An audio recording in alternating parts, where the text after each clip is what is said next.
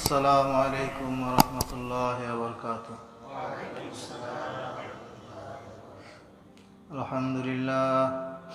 আলহামদুলিল্লাহ নাহমাদুহু ওয়া নাস্তাঈনুহু ওয়া নাস্তাগফিরুহু ওয়া নু'মিনু বিহি ওয়া নাতাওয়াক্কালু আলাইহি ওয়া না'উযু বিল্লাহি মিন শুরুরি আনফুসিনা মান ইয়াহদিল্লাহু ফালা মুদিল্লা লাহু ومن يضلل فلا هادي له واشهد ان لا اله الا الله وان محمدا عبده ورسوله الذي ارسله بالحق بشيرا ونذيرا وداعيا الى الله باذنه وسراجا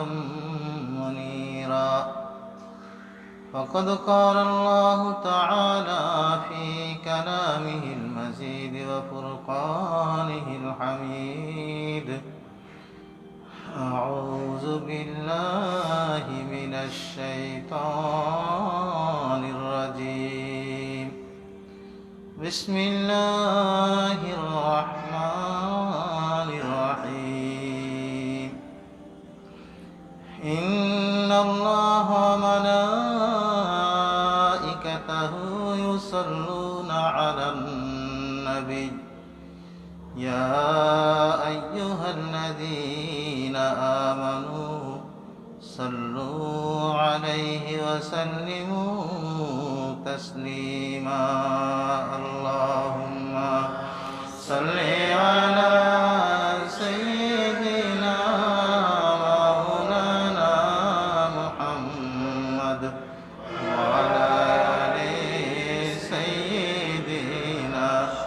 حبيبنا محمد اللهم صل على سيدنا مولانا محمد وعلى آل سيدنا حبيبنا محمد الحمد لله সকল প্রশংসা মহান আল্লাহ রাব্বুল আলামিনের জন্য,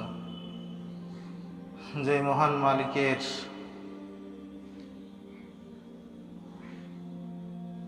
মালিকের ইচ্ছায় আমরা তার ঘর মসজিদে জুমার নামাজ আদায় করার জন্য আগে আগে আসার মতো সুযোগ পেয়েছি। যে মালিকের কুদরতি হাতে আমাদের জীবন এবং মরণ, যার কাছে আমাদেরকে ফিরে যেতে হবে, সেই মালিকের আলিশান দরবারে সবাই কালেমাতুশ শুকর আদায় করি আলহামদুলিল্লাহ। মহান আল্লাহ পাক পবিত্র কালামে হাকিমের মধ্যে মানুষের জীবন চলার জন্য সব কিছু সুন্দরভাবে বর্ণনা করেছেন। মানুষের জীবনে যা কিছু প্রয়োজন, কিভাবে মানুষ চলবে, কিভাবে কি করবে, কিভাবে তার জীবনটাকে পরিচালনা করবে, সব কিছুই আল্লাহ পাক পবিত্র কালামে হাকিমের মধ্যে সুন্দরভাবে বর্ণনা করে দিয়েছেন। আল্লাহ বলেন, তিবিয়ানাল লিকুল্লি শাই, এর মধ্যে এমন কোনো জিনিস নেই যা এর মধ্যে দেওয়া হয়নি, সব কিছু এর মধ্যে আল্লাহ পাক সুন্দরভাবে দিয়েছেন। কিভাবে আমরা আল্লাহ পাকের প্রশংসা আদায় করব, তাও আল্লাহ পাক আমাদেরকে শিখিয়ে দিয়েছেন। পবিত্র কালামে হাকিমের সর্বপ্রথম সূরা আল ফাতিহার মধ্যে আল্লাহ পাক আমাদেরকে শিখাচ্ছেন, আলহামদুলিল্লাহি রাব্বিল আলামিন। বান্দা, তুমি আমার প্রশংসা কিভাবে আদায় করবে? তুমি বলো আলহামদুলিল্লাহ, সমস্ত প্রশংসা আল্লাহর জন্য, রব্বুল আলামিন, যিনি বিশ্ব জগতের প্রতিপালক।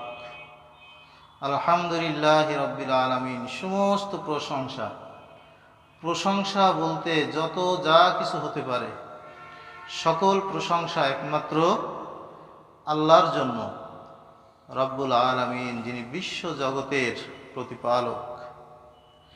মহান আল্লাহ রব্বুল আলামিন বিশ্ব জগৎ পরিচালনা করছেন। তার ইচ্ছায় সব কিছু পরিচালিত হচ্ছে। তার হুকুম ছাড়া গাছের একটা পাতাও নড়তে পারে না। আল্লাহ পাক সমস্ত বিশ্ব জগতে যা কিছু আমরা দেখি এবং যা কিছু না দেখি, আমাদের চোখের বাহিরে যা কিছু রয়েছে সব কিছুর তিনি প্রতিপালক, তিনি লালন পালন করতেছেন। কিভাবে তিনি আমাদেরকে লালন পালন করেন যদি আমরা একটু চিন্তা করি।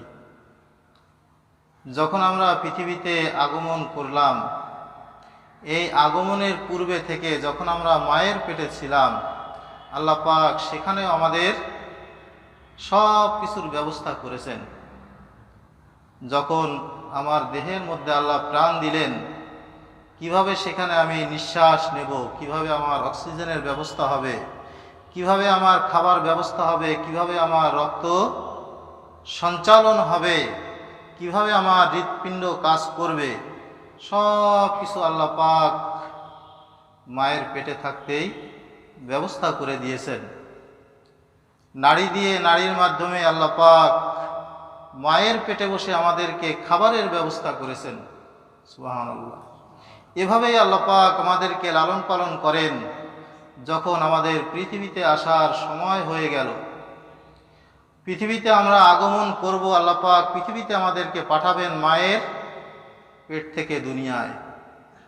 সন্তান পৃথিবীতে যাবে, সেখানে সে কি খাবে, কিভাবে থাকবে, কিভাবে সে লালিত পালিত হবে, সব ব্যবস্থা আল্লাহ পাক পৃথিবীতে আসার পূর্বেই করে রেখেছেন। সন্তান পৃথিবীতে আসবে, সে একেবারেই দুর্বল, দাঁত নেই, হাড়গুলো নরম নরম, সে পৃথিবীতে এসে খাবে কি? আল্লাহ পাক মায়ের উদরে থাকতে একটা নাড়ি দিয়ে আল্লাহ পাক খাবারের ব্যবস্থা করেছেন। যখন সন্তান পৃথিবীতে আসলো, তখন আল্লাহ পাক মায়ের বুকের মধ্যে ডাবল খাবারের ব্যবস্থা করে দিলেন। সুবহানাল্লাহ। এভাবেই আল্লাহ পাক আমাদেরকে লালন পালন করেন। আস্তে আস্তে আমি যখন বড় হতে শুরু করলাম, আমার জন্যে প্রয়োজন সূর্যের আলো, আমার বড় হওয়ার জন্য প্রয়োজন অক্সিজেন, আমার বড় হওয়ার জন্য প্রয়োজন চাঁদের আলো, আমার বড় হওয়ার জন্য প্রয়োজন আমার শরীরে অ্যান্টিবডি, রোগ প্রতিরোধক ক্ষমতা, যা কিছু আমার দরকার সব কিছু আল্লাহ পাক পৃথিবীতে আগে থেকে এই ব্যবস্থা করে রাখলেন। এরপরে আল্লাহ পাক আমাকে পৃথিবীতে পাঠালেন। তাহলে তিনি কেমন রব, কিভাবে তিনি লালন পালন করেন? মানুষ পৃথিবীতে জন্মগ্রহণ করার পূর্বেই সব কিছুর ব্যবস্থা তিনি করে রাখলেন। আমার শরীরের জন্য যা কিছু প্রয়োজন সব কিছু আল্লাহ দিলেন। এইভাবে দিয়ে দিয়ে আল্লাহ পাক আমাকে লালন পালন করলেন। তাই তো তিনি রব, তাই তো তিনি রব্বুল আলামিন। সম্মানিত হাজিরিন, যদি আমরা একটু চিন্তা করি, প্রশংসা কার করব? প্রশংসা পাওয়ার অধিকারী কে? কার প্রশংসা আমি করতে পারি? কে আমার প্রশংসা পাওয়ার অধিকার রাখেন? যদি আমরা একটু চিন্তা করি, যিনি আমার জন্য সব কিছুর ব্যবস্থা করলেন,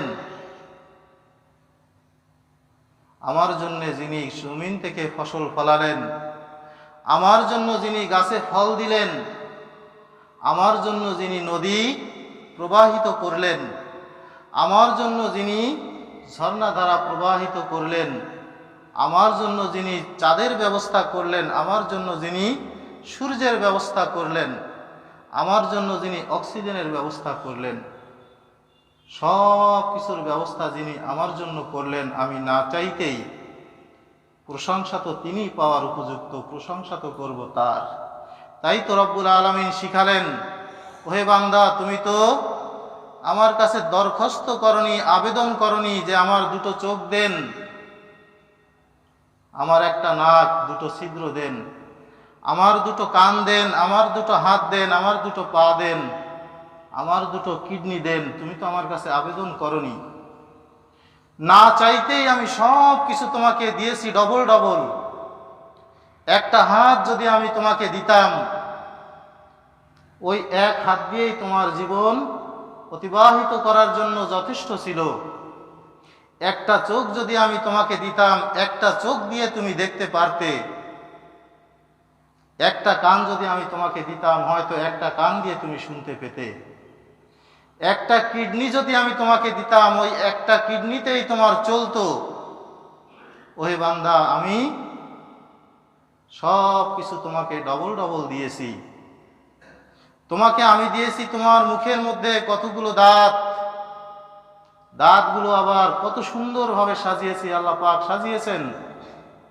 কতগুলো দাঁত সুচালু, কতগুলো দাঁত একটু চওড়া, কতগুলো অন্যরকম, যাতে এই বান্দা পৃথিবীতে আল্লাহ পাক যা দিয়েছেন নিয়ামত সব কিছু সে ভোগ করতে পারে, খেতে পারে। রিজিক হিসাবে হালাল যা কিছু দিয়েছেন আল্লাহ পাক সব কিছু জানতো বান্দা গ্রহণ করতে পারে। বাঘে গোশত খায়, বাঘে শাকসবজি খায় না। বাঘের দাঁতগুলো একরকম। পাখিতে খাবার খায়, দাঁত নেই। এভাবে সব কিছু ব্যবস্থা আল্লাহ করলেন। মানুষের জন্য এমন সুন্দর ব্যবস্থা করলেন, দাঁতগুলো যেখানে যেরকম দরকার সেখানে তেমন দিয়ে দিলেন। এই দাঁত দিয়ে বান্দা শাকসবজিও খাবে, আবার গোশত খাবে, মাছ খাবে, গোশতের হাড্ডি চিবাবে, ফল খাবে। আবার এগুলো খাওয়ার সময় প্রতিটি নিয়ামতের মধ্যে আল্লাহ পাক যে স্বাদ দিয়েছেন, স্বাদ সে গ্রহণ করবে। এজন্য দিলেন আল্লাহ পাক ছোট্ট একটা জিহ্বা। ওই জিহ্বা দিয়ে আমরা কত না স্বাদ গ্রহণ করি। টক, মিষ্টি, ঝাল, তিতো, টক মিষ্টি একসাথে কত রকম স্বাদ আল্লাহ পাক আমাদেরকে আস্বাদন করার সুযোগ দিলেন ছোট্ট একটা জিহ্বা দিয়ে। সম্মানিত হাজিরিন, তাহলে প্রশংসা আমরা কার করব? কে আমাদের প্রশংসা পাওয়ার উপযুক্ত? আল্লাহ পাক শিখালেন, ওহে বান্দা, সব কিছু তোমাকে আমি দিলাম, প্রশংসা তো তুমি আমার করবে। আল্লাহ শিখালেন, আলহামদুলিল্লাহি রাব্বিল আলামিন। বান্দা বলো, সকল প্রশংসা একমাত্র আল্লাহর, যিনি বিশ্ব জগতের প্রতিপালক।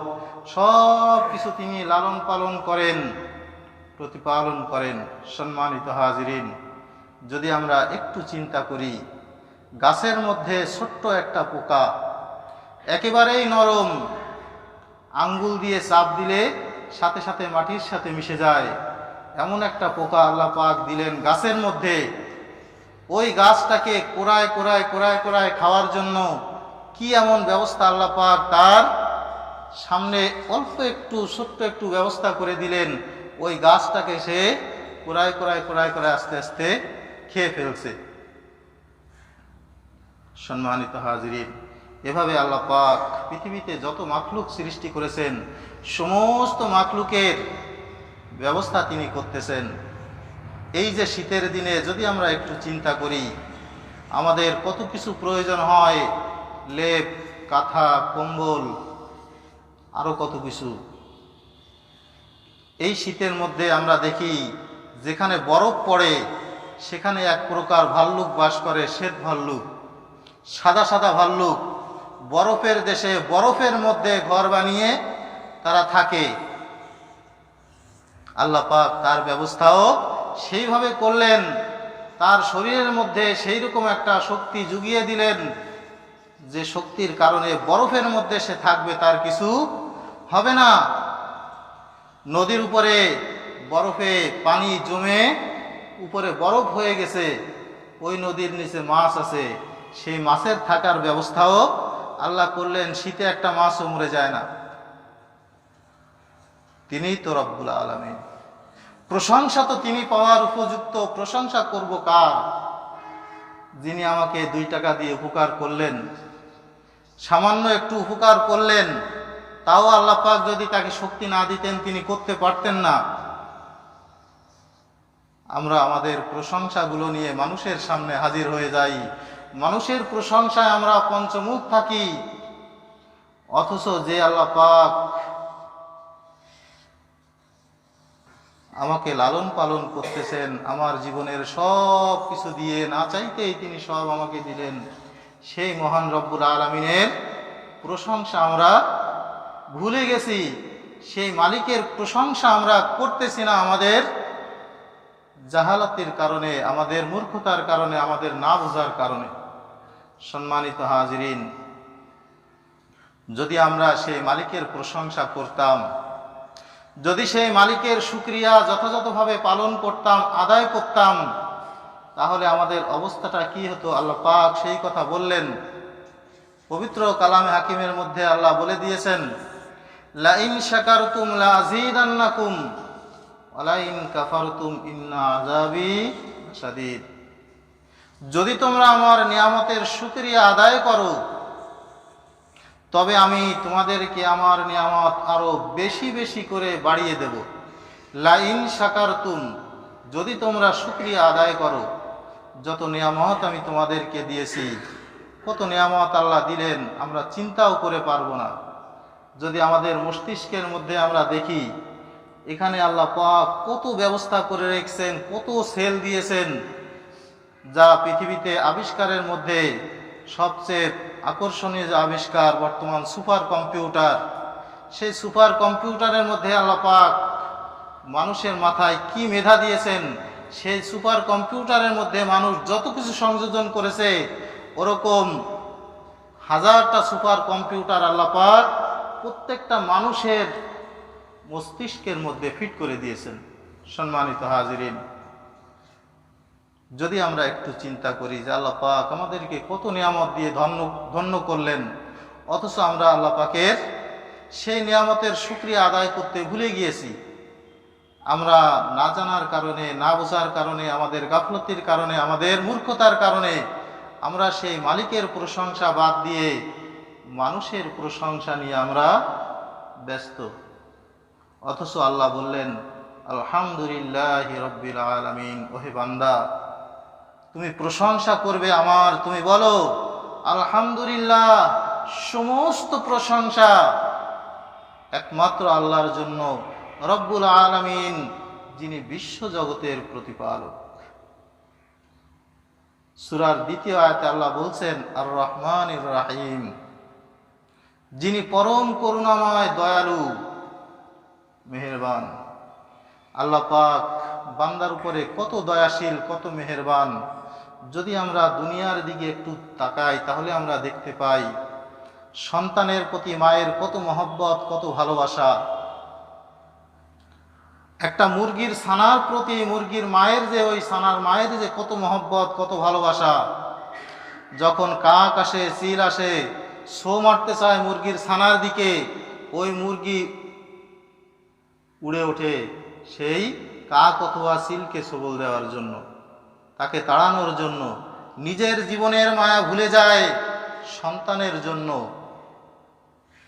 এত মায়া, এত দয়া, এত মহব্বত, এত ভালোবাসা মানুষের অন্তরে, সমস্ত বিশ্ব জগতের যত সৃষ্টি আছে সব কিছুর অন্তরে আল্লাহ দিয়ে দিয়েছেন। অথচ বলা হয়েছে, যদি দয়ার একটা সাগর থেকে থাকে, তার থেকে কিঞ্চিত আল্লাহ পাকের দয়া, মায়া, মহব্বত, ভালোবাসা যদি 100 ভাগ হয়ে থাকে, তার 1 ভাগ তিনি সমস্ত পৃথিবীর সমস্ত মাখলুকের মধ্যে ভাগ করে দিয়েছেন। 99 ভাগ তার নিজের কাছে রেখে দিয়েছেন।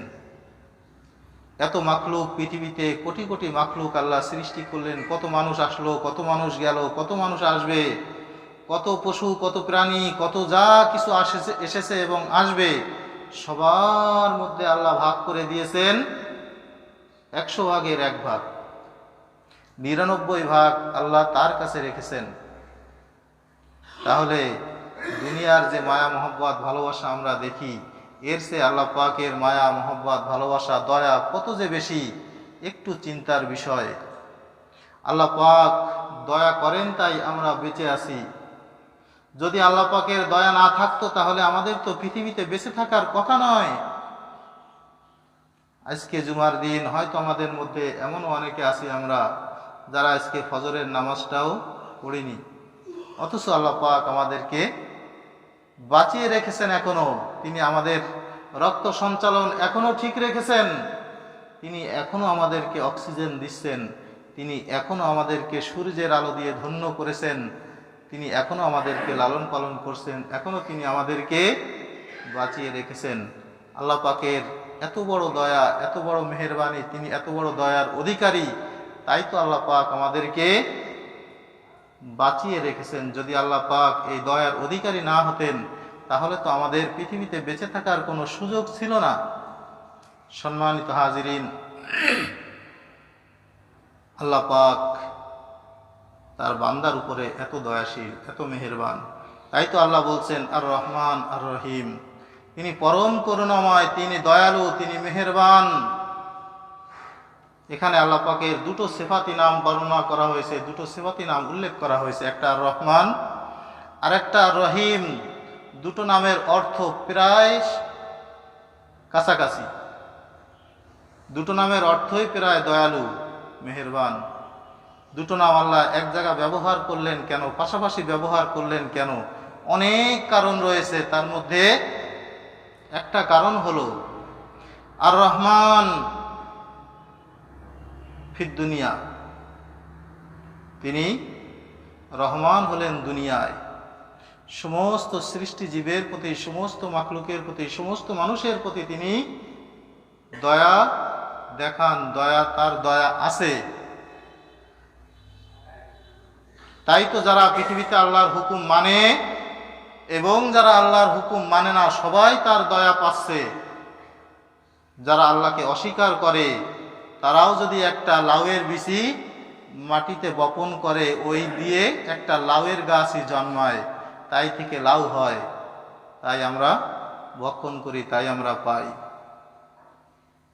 যারা আল্লাহর হুকুম মানে এবং যারা আল্লাহর হুকুম মানে না, সবাই পৃথিবীতে আল্লাহর কিছু দয়া পাচ্ছে একেবারে সমানভাবে।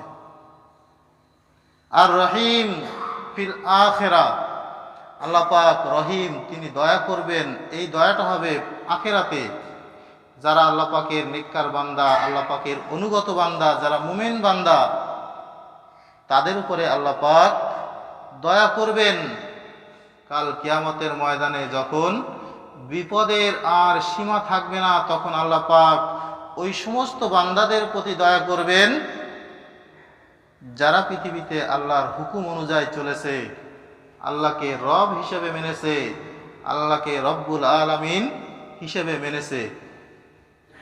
তাই তো আল্লাহ পাক সূরা হামিম সিজদার মধ্যে বলেছেন, ইন্নাল্লাযীনা ক্বালু রাব্বুনাল্লাহ সুম্মা ইসতাকামু তাতানাজ্জালু আলাইহিমুল মালায়েকা, নিশ্চয়ই যারা বলে আমাদের রব আল্লাহ, রব হিসাবে মেনে নেয় আল্লাহকে, জীবনের সব কিছু একমাত্র আল্লাহর দান, সব কিছু আল্লাহর পক্ষ থেকেই আসে, সব কিছু আল্লাহ দিয়েছেন, ইবাদত পাওয়ার একমাত্র উপযুক্ত আল্লাহ, এটা যারা মেনে নেয়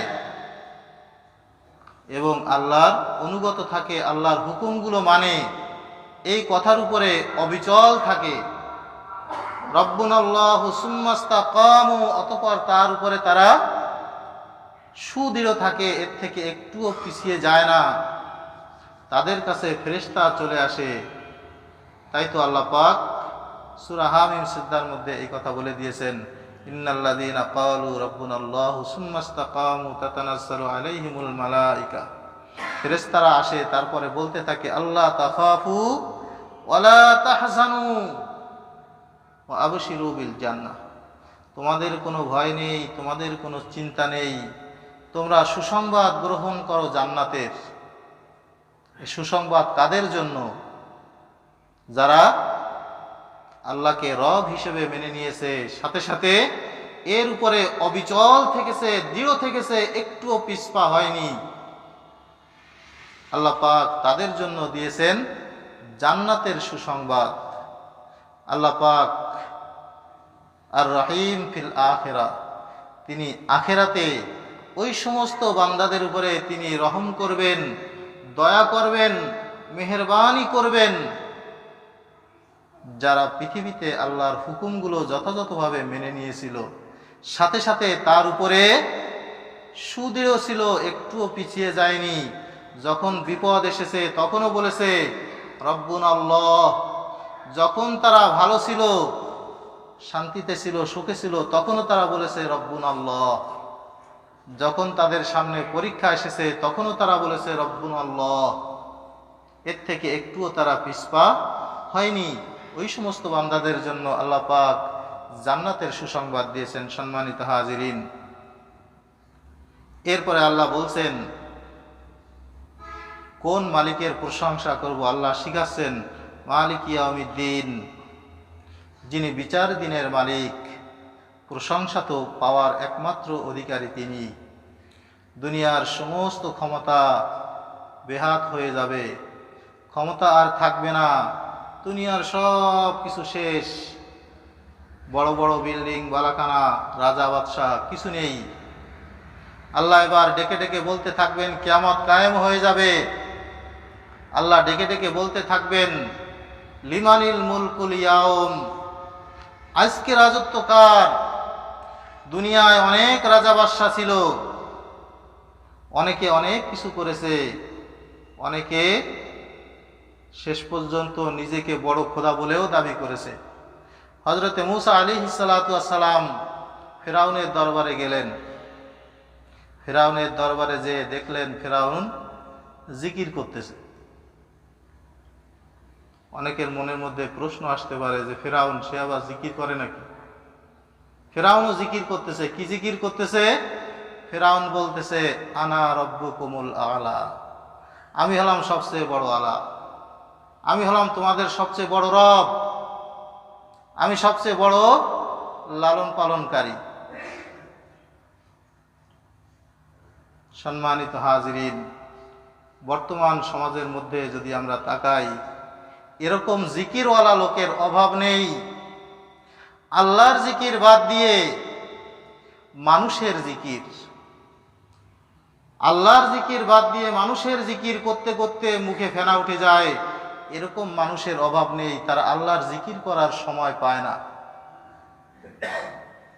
জিকির করতে হবে একমাত্র আল্লাহ। সম্মানিত হাজিরিন, আল্লাহ বলছেন মালিক ইয়াউমিদ্দিন, বিচার দিনের মালিক তিনি।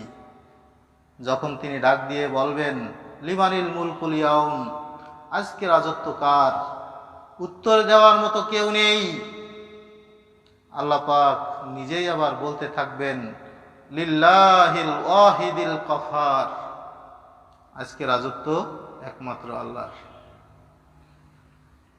তাহলে যিনি পৃথিবীর মালিক, যিনি কাল কিয়ামতের মালিক, যিনি আমাকে না চাইতে সব কিছু দান করেছেন, যিনি আমাকে লালন পালন করতেছেন, যিনি আমাকে জীবন দান করেছেন, যার হাতে আমার মরণ, যার কাছে আমাদেরকে ফিরে যেতে হবে, দুনিয়ার সমস্ত কর্মকাণ্ড সম্পর্কে যার কাছে আমাদেরকে হিসাব দিতে হবে, যিনি আমাদেরকে জান্নাত দান করবেন, প্রশংসা তো আমরা তার করব। তিনি কে? আলহামদুলিল্লাহি রাব্বিল আলামিন। সমস্ত প্রশংসা একমাত্র আল্লাহর, যিনি বিশ্ব জগতের প্রতিপালক। সম্মানিত হাজিরিন, আজকে এই সংক্ষিপ্ত আলোচনা থেকে আমরা এটাই শিক্ষা গ্রহণ করব, আমাদের জীবনে যা কিছু প্রশংসা করার, আমরা একমাত্র প্রশংসা করব আল্লাহর। আমাদের অন্তরে বিশ্বাস থাকবে আল্লাহর প্রশংসা, অন্তরে বিশ্বাস থাকবে আল্লাহর বড়ত্বের, আল্লাহর মহত্বের।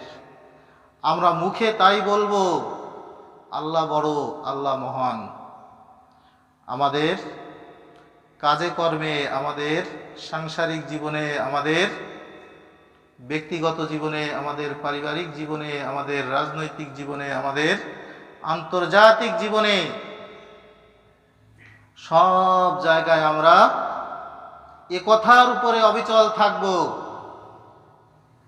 সমস্ত প্রশংসা পাওয়ার অধিকারী একমাত্র আল্লাহ, তার কাছেই আমাদেরকে ফিরে যেতে হবে। এই বিশ্বাস, এই ধ্যান ধারণা, এই আমল যদি আমার মধ্যে থাকে, তাহলে হয়তো আল্লাহ পাক দয়া করে কাল কিয়ামতের ময়দানে আমাদেরকে নাজাত দিয়ে দেবেন, আমাদের চিরকাঙ্ক্ষিত জান্নাত আমাদেরকে দান করবেন। সবাই বলি আল্লাহুম্মা আমিন। হাযা মিন ইনদি ওয়াল ইলমু ইনদাল্লাহ আলাইহি তাওয়াক্কালতু ওয়া ইলাইহি উনীব। আসসালামু আলাইকুম ওয়া রাহমাতুল্লাহি ওয়া বারাকাতুহু। যারা আমরা সুন্নাত